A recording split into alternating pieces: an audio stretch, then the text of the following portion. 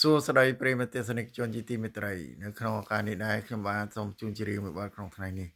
លោកស្រីអ្នកនាងកញ្ញាទាំងអស់ទទួលការសប្បាយរីករាយពីខ្ញុំបាទដូចតទៅរាត្រីដែលបានជួបនឹងនួនអងនៅបានដំបងមកស្ទឹងសង្កែយើងទាំងពីរនាក់សច្ចាស្បត់ស្បែកក្រោមដួងព្រះខែរាពេញបរមីរៀមលួងក្រសោបអបចង់កែងអូនស្នេហ៍បងនឹងអូនមិនភ្លេចទេណាអូនអើយអើយអូនបងស្នេហ៍អូនណាំងអូនកុំប្រេបណាំងចោលមកណាថ្លៃ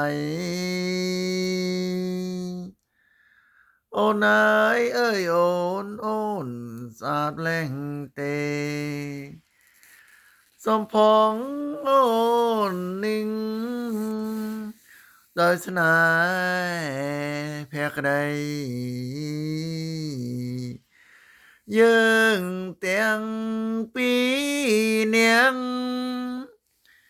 រួមរាំងស្នេហាបងនឹងកនថាស្នេហាលើអូ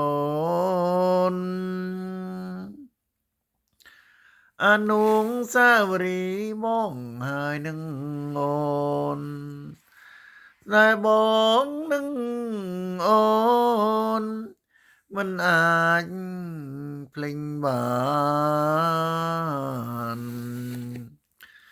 យើងអមក្រសោមថាបអងអែស្នេហ៍បងនឹងស្រីមានន័យណាថ្លៃអូនអើយអើយអូនសំឡាញ់យើងទាំងពីរនាក់ស្នេហានឹងគ្នាបងអើយនឹងអូនសច្ចាស្បត់ស្បែកក្រោមដួងព្រះខែបងហើយនឹងអូនរាត្រីដែលបានជួបនឹងនួនអងនៅបានដំបងដងស្ទឹងសង្កែយើងទាំងពីរនាក់រួមរាំងស្នេហាបងនឹងកនថាស្នេហ៍ដល់អូនស្រីអូនអើយអូនបងស្នេហ៍អូនណាស់